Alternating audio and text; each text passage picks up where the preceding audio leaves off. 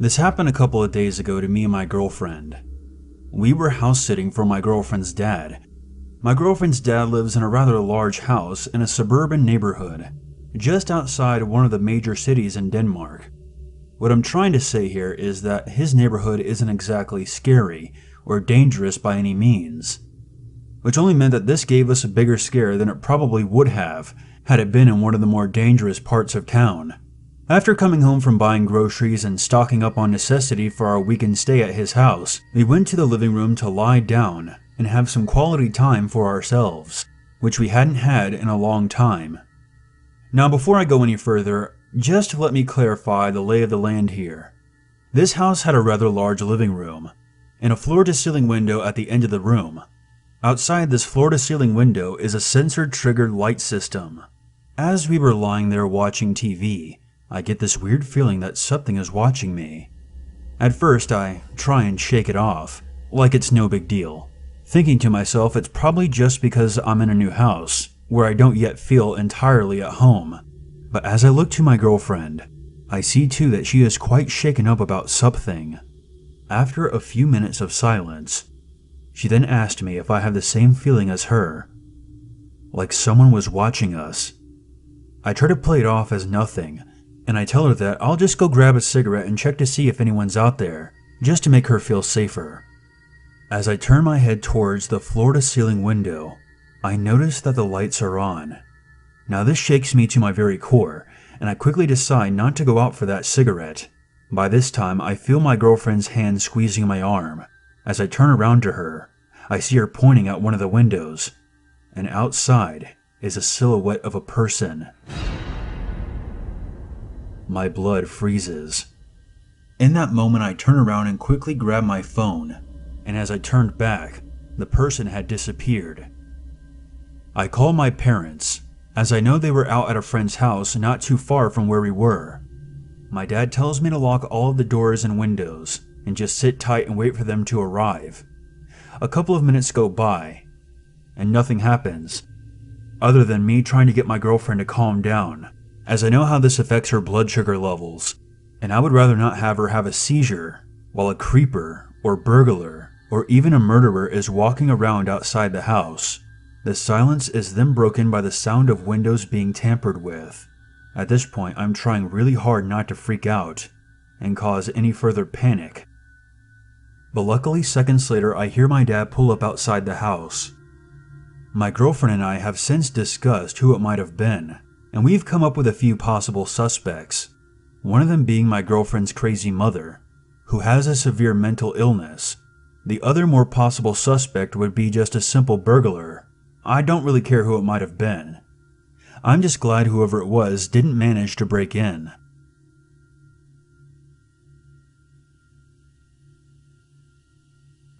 This past August, I picked up a lot of side jobs house sitting, while working at a ranch that gave horseback riding lessons. The families were all very nice and it paid well. This past November, I was house sitting for a family and watching their Labrador retriever named Maggie while they were on vacation. They lived in a very nice neighborhood on the outskirts of a small town. The house was on the far end of the neighborhood, and thick trees flanked the backyard, and a dirt road ran behind the trees. I accidentally went down the road the first time, and tried to find the house, but there wasn't much down there. Just an abandoned house with lots of deer in the front yard, and a small run-down ranch house. The first night, everything was great, but the second night, not so much. I had this weird feeling a few hours before I went to bed, but I wrote it off as spending too much time reading creepy stories on Reddit. I made sure all the doors were locked, blinds were closed, and I went to bed just after midnight. But as I fell asleep, I still couldn't shake this uneasy feeling. Maggie usually sleeps with me, but that night she just followed me up the stairs and to the bedroom, and then just sulked back downstairs. At 2:26 a.m., Maggie woke me up by standing next to the bed and whining. I had just let her out before I went to bed, and I was pretty sure she didn't have to go to the bathroom. I rolled over and hoped that she would stop, but she didn't. I gave in soon enough, and as I climbed out of bed, I realized that the house was freezing cold. I followed Maggie downstairs to the kitchen. All the doors to the house were weird. You can't open any of them from the inside or outside without a key. Not to mention this was a very heavy door, not the kind that just gets blown open by the wind. The only thing that eased my mind was that Maggie didn't seem ready to kill an intruder, and she'll usually at least bark at you. So I did a quick look around. I was too scared to do anything more. Nothing seemed out of place. The owners often left credit and debit cards, as well as wads of cash lying on the counters, and it was all there. If anyone was going to steal something, it was right next to the door, and easy pickings. But since nothing was missing, I tried to brush it off as just forgetting to lock the door. I made sure it was locked this time and went back to bed. Maggie still didn't want to sleep with me, and went back downstairs. Less than an hour later, she woke me up again. This time, I didn't question her. I crept back downstairs more cautiously than I had before. The back door was open again. This time, the key that had been sitting on the kitchen counter was in the lock. Someone had been in the house with me. The police were called. They looked all around the house but found no one. Everything of value was still in place, so I was really worried about the intentions of whoever broke in. The family was shocked that something like that happened and have since moved to a large farm 20 minutes away and now have video surveillance. This happened to my sister about 15 years ago when she was still in high school, and I was in middle school. Our mom worked as a house cleaner and always became friends with everyone's home she would clean.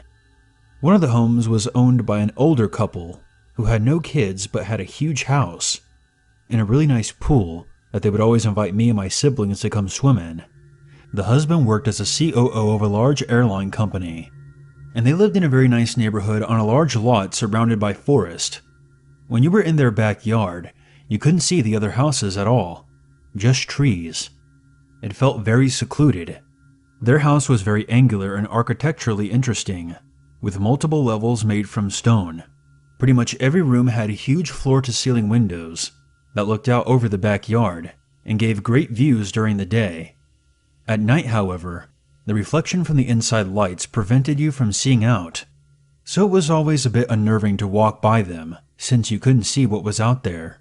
The couple also decorated with old Native American art and masks, which was a little creepy to a middle schooler, but the couple were very nice and not so creepy, so I never got too scared. They had an older golden retriever named Samson that lived up to his name, as he was massive but had a sweet and gentle temperament. They also recently rescued a husky mix named Sadie, who was the polar opposite, Psycho Sadie, as we so lovingly called her. She had intense separation anxiety, and she would destroy their house whenever they left her inside, jump their short fence if they left her outside, and if they took her with them to run errands, she would destroy their car and howl non-stop until they returned. So since they were wealthy and had extra money, they would pay for me or my sister to come over and dog sit while they went out. We got $20 an hour, so we were always excited to go over there and watch cable and swim in their awesome pool. Normally everything would be fine, and both dogs would usually just lay around. But occasionally Sadie would realize that I was a stranger and go nuts and start barking at me, and I watched her eyes literally turn red. I was convinced that she was going to attack me, but she eventually calmed down after I got up from the couch and showed her how big I was. Not, but I digress.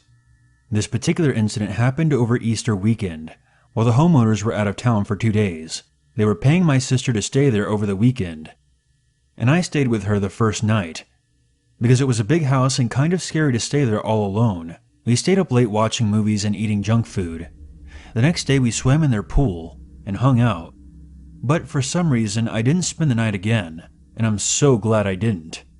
Because what happened that night scarred my sister for life. It all started when my sister was working out on their treadmill. Their workout room was on the bottom floor of their home, which was a walkout basement. Just outside the room was a huge sliding glass door that opened to their patio and pool. She had the TV on in their workout room. As she was running and watching TV, she thought she heard the house alarm beep like it did whenever the door was opened. She stopped the treadmill and went to look around and saw that the sliding glass door was opened. Now this door was huge. There was no way it could have opened by itself, so she was instantly freaked. However, the dogs were just lying there in the workout room, and she figured that they would have gotten up to investigate if someone had come inside, and because Sadie was a bit crazy and hated strangers, she thought that she might have accidentally left the door open, and just imagined the beep of the alarm, and that it could have come from the TV or the treadmill. She closed and locked the door and went back to working out. A couple of minutes later, she had the distinct feeling of someone watching her. She looked around, but no one was there. She finished her workout, but couldn't shake the feeling of being watched. She decided just to go to bed, as she was becoming a little creeped out, and just wanted to forget about it. She went around and made sure all the doors were locked. The owners didn't give her the alarm code, so she couldn't set it. She took a shower and locked herself in the guest bedroom, with both dogs, just in case, and eventually fell asleep. A couple hours later, she awoke with both dogs growling at the door of the room. Now, it was fairly normal for a psycho Sadie to growl and bark for no reason, but Samson had never barked or shown any signs of aggression, so immediately my sister knew something was up. She was shaking and trying to convince herself that the dogs had just heard an animal and that it was nothing. But then she heard the dreadful door alarm beep. She called my dad in a panic, crying and screaming, and he told her to hang up and call the police, as he was on his way over. She called the cops, and my dad made the 15-minute drive in just under 5 minutes. When she opened the bedroom door to let my dad inside the house, the dogs took off running and barking through the house and downstairs to the basement. My sister ran screaming all the way through the house to the front door to let my dad in. He quickly took a look around the house with his gun, but did not see anything unusual. The police arrived a few minutes later and looked around the property.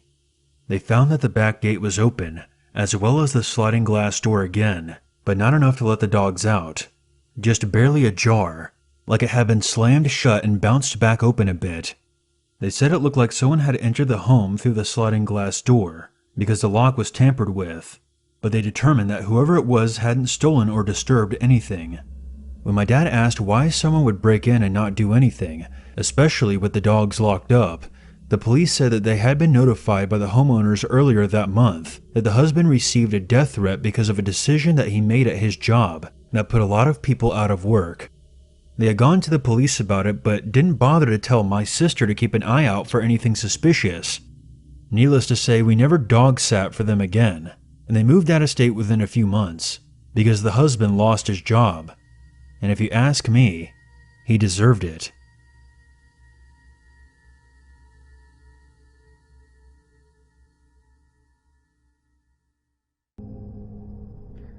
I live in a town of about 11,000 in rural Wisconsin. Not by reference, but for a job. We are moving when I get a better one. I was on my way to my employer's house. He runs the company out of his basement until we get a new office space. I was being tailgated bad by a ratty blue car and a white bald guy.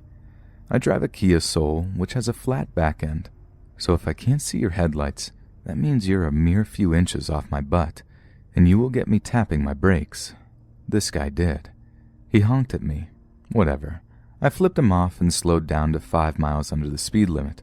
There wasn't anyone behind me, so I wasn't ruining anyone else's day. He had chances to pass me on the country road, but didn't.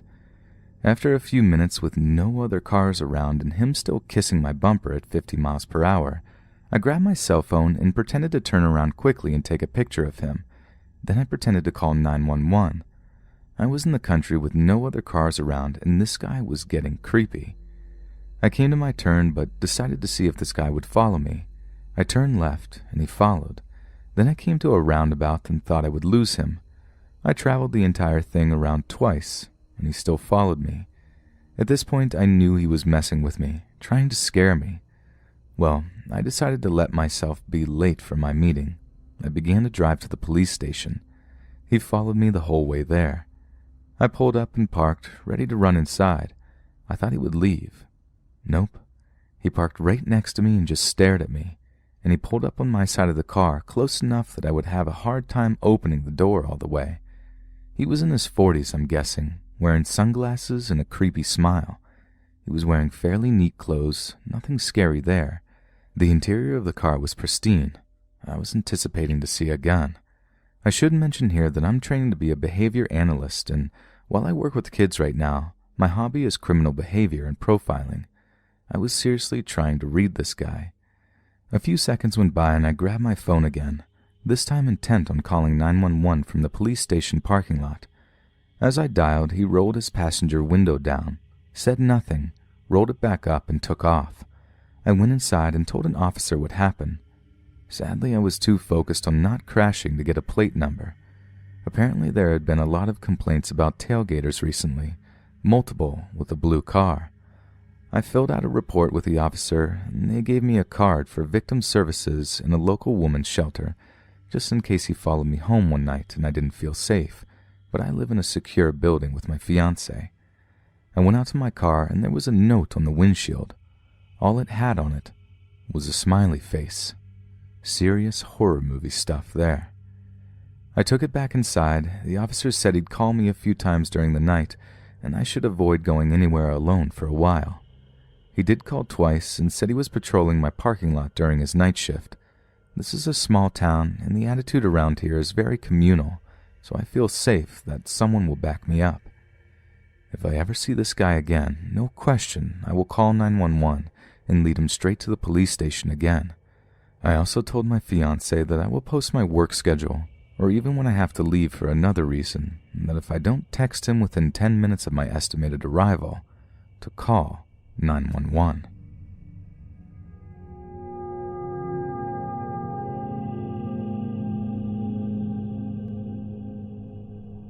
This happened like 16 years ago. I was 12 then. I was in the summer camp of my Boy Scout troop, but with both boys and girls. As are all in Spain, scouting here is actually a quite liberal thing.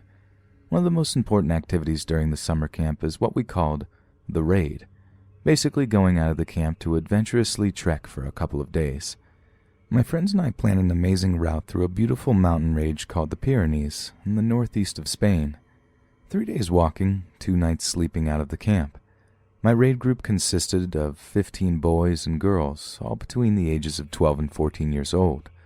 We took food with us, knew how to read a map, how to build shelter, how to search for water, and pretty much anything necessary to survive for a couple of days, so no adults were coming with us, and that doesn't happen anymore. Our plans for the first day were to climb a mountain that was just under 10,000 feet high and sleep by a glacial lake nearly on top of it. It was a long walk from our camp, about 15 miles and quite steep, so at about 1800 we decided we were going to not reach the lake at a prudent time. We found a nice place to build a shelter, did it, and then cooked some dinner.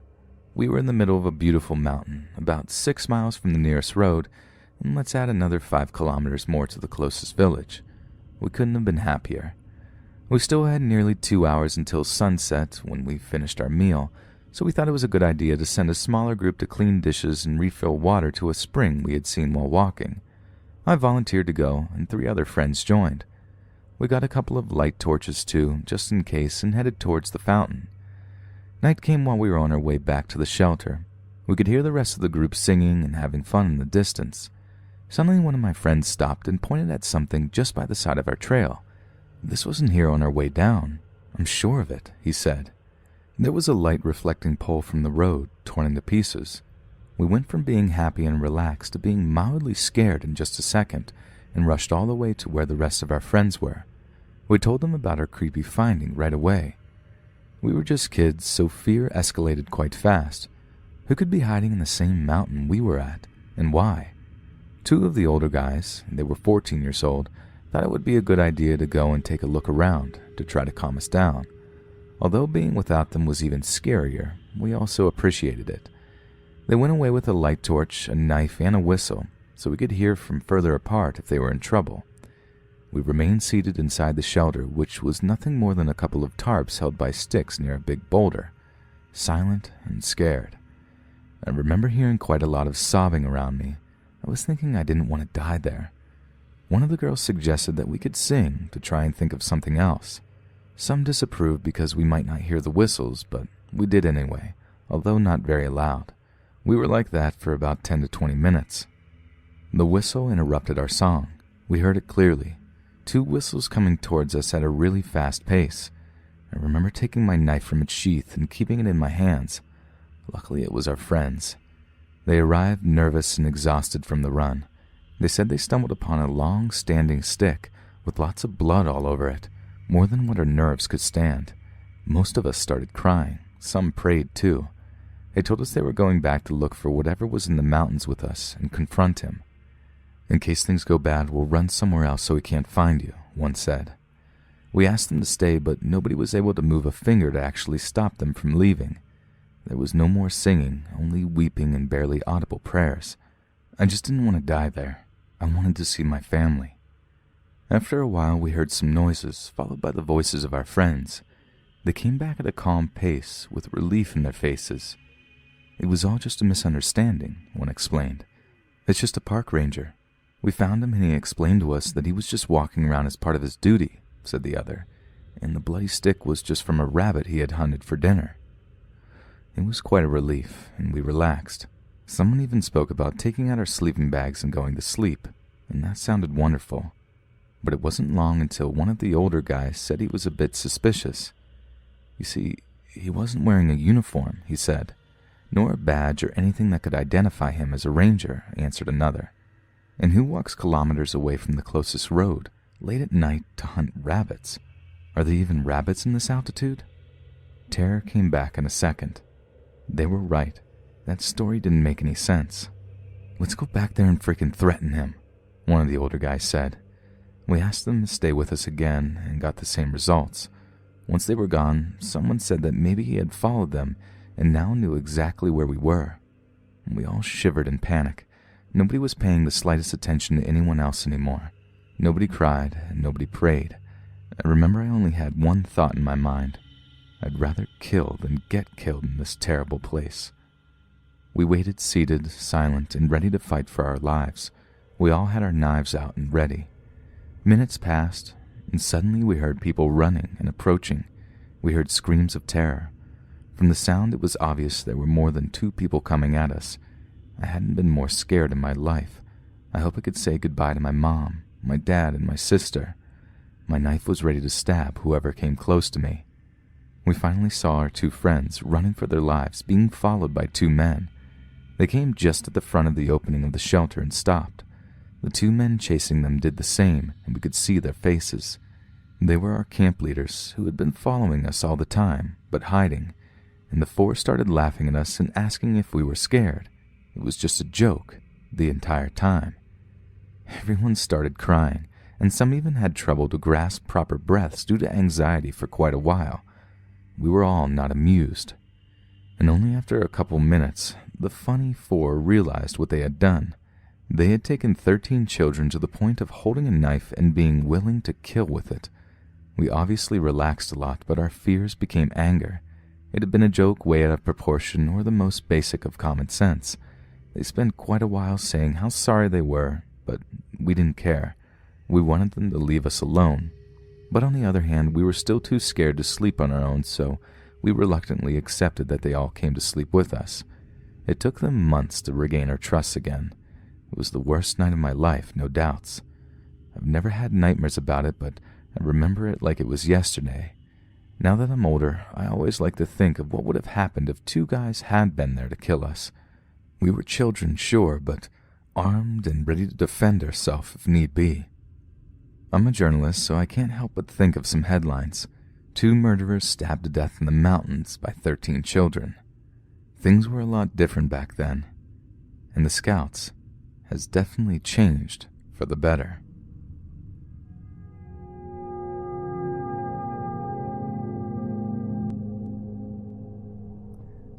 When I was in my early 20s, I had a friend with a psychotic alcoholic father. She didn't live with him. He lived in a remote little coastal town. Now and again we would go together to visit him and stay the night. My relationship with him was creepy in itself, but that isn't the subject now. One night, when we were visiting, my friend and her dad had a drunken blow-up and kicked us out of the house. It was about midnight. We had gotten the lift down and didn't have a car. My friend's dad lived about 4 kilometers out of town, a huddle of 2 or 3 shops by way of a dirt road. We started walking down the dirt road to the town where there was a telephone booth. This was in the days before it was commonplace to have a mobile phone. I was going to call my folks who lived about an hour and a half away and see if they would come get us. The whole way to town, my friend was drunkenly moaning and crying about her broken relationship with her father, and she didn't let up by the time we got to the phone booth.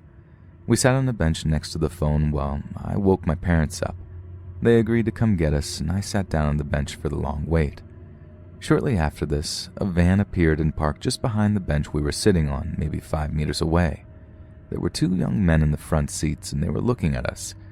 If that didn't make me nervous enough, the van door slid open, and I saw there were a number of young guys in the back. I don't remember how many, more than 2. The place we were sitting was deserted. There were no houses nearby, just more road. No people, nowhere to run, no one driving by. It was a crappy little nowhere town. I stood up so I could see them better and kept my eyes fixed on the van full of men, acutely aware of our vulnerability. What I saw was that they were looking back at us. They were talking among themselves, quietly at first. Then they started talking more and more loudly. It became evident that they were deliberately talking loud enough for us to hear. They were talking about pulling us into the van and taking us somewhere to have their way with us and kill us. I can't remember the exact words, but that was the gist of it. My whole body was not shaking, but quaking with terror. I couldn't take my eyes off the men. I remember the face of one of them so clearly. I could draw it now. He was just sitting in the door of the van, looking at me with no expression, looking at me with dead eyes, looking at me like I was a thing. At this time, my drunk friend hadn't stopped sobbing to herself. Whether she knew the van was there at all, I couldn't say. I knew I had to tell her about the danger, but I was actually so full of terror I couldn't move. I couldn't speak. That was when the most incredible thing happened. My friend's father, who has never apologized to anyone in his life, appeared, drunk, in his car. It's hard to describe how unlikely it was for him to do this. He could hold a grudge like no one you've ever met, and he was such a stubborn mule. He and my friend had an emotional reunion. The whole time my eyes were fixed on the van. The men had stopped talking and were just watching us. "Let's go," I said. We got in the car and started heading for my friend's dad's house. The van started up and began to follow us. I tried to explain to my friend's dad about the men, but he said, "I'll just slow down and they can pass." They slowed to a crawl behind us, and then they began to shout out of the windows, screaming threats. They followed us all the way down the dirt road, and then all the way down the driveway of my friend's dad's house. They just sat in the van behind us, and we sat in the car waiting to see what would happen. All of my friend's dad's neighbors were holiday homes, and nobody was in that night. We knew that if the group of men decided to get out of the van and carry out those threats, we would get no help. After a very long time, the van backed out of the driveway, and they left. My parents came in a panic to the house when they couldn't find us at the shops. My friend's dad hid in shame, and I went back to my family's house. I've been asked if I went to the police, but I can't remember. I don't think I did. It was a messed up time in my life, but that incident changed me forever.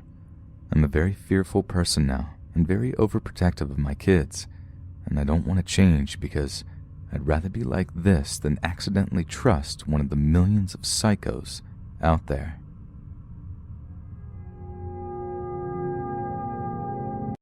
In 2014, after hearing all of the horror stories, I wanted to check the deep web out myself. In a way, I kind of expected nothing other than scam sites for assassins, people requesting CP, and some underground markets. However, I prepared myself for the worst, and frankly, I was more worried about getting in trouble with the authorities rather than having my mind bleached for the near future. Even after 2 to 3 hours of procrastination, nothing prepared me for what I saw. It was during the middle of the day when I began my search.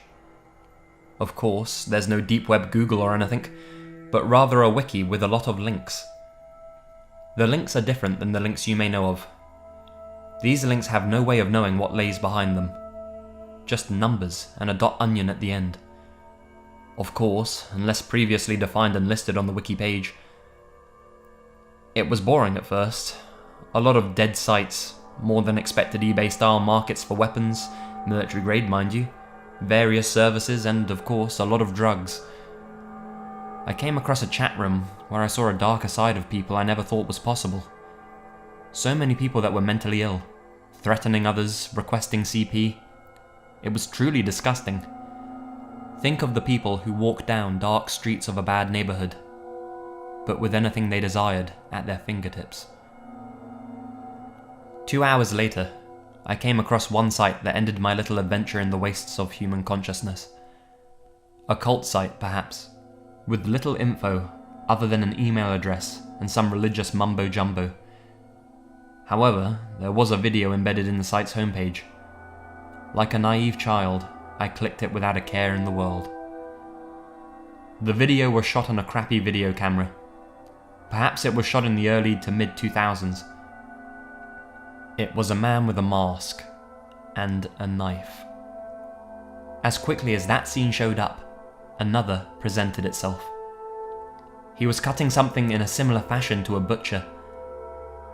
It was then and there I realized the body was bipedal and without fur. It was a human being. He was cutting the legs at the buttocks level. A new scene shows the decapitation of the head. Then another shot of the man with the mask, followed by a picture of a church with a weird symbol. This was a cult recruiting website. It was followed by more bodies being cut up and hung in ways more gruesome than you may expect. Shortly after, I turned my computer off, and I stayed away from it for quite some time. This was my first and last visit to the deep web. I have never contemplated going back since. Number 3. This was back before Google. Web pages were, for the most part, still very basic HTML and JavaScript. Hardly anyone used CSS. Only discussion boards and some banking sites had anything approaching mature front-end, back-end combinations. This is a real deep web story, not just one about illicit activities online. I was browsing random blogs, GeoCity sites and the like, just going from link to link. Eventually I came upon an odd page. It appeared to be random thoughts from different people, but for the time it was very well designed. Eventually I came upon an odd page. It appeared to be random thoughts from different people, but for the time it was very well designed. The messages seemed to be cryptic in nature, like several people trying to pass secret notes. I started through the source, and hidden in the comments of a JavaScript were various IP addresses. I gathered all the IPs in a text file and began enumerating. Some were routers with banner messages I could telnet to, almost all at universities. The default Cisco credentials from back in the day worked on most of them, but I didn't poke around. A few of the IPs were web servers with little to nothing on them, mostly APAC on Linux or some BSD, at least one IIS server I can recall. I finally came upon a web server with a huge directory of HTML files and TIFF images, with a few smaller subdirectories containing the same. NSLOOKUP returned no reverse records for the IP. A visual route traced it as far as Colorado. The HTML files appeared to be records a psychologist or similar mental health professional would keep. The images were of faxes, apparently of both military and medical nature. As I browsed from a subdirectory back to the parent, at the top was a new HTML file named something like 1-hello there.html. The timestamp was from right that minute. I opened it, and in plain text was the message, "We see you." No quotes, all lowercase. About 15 seconds later, the server dropped.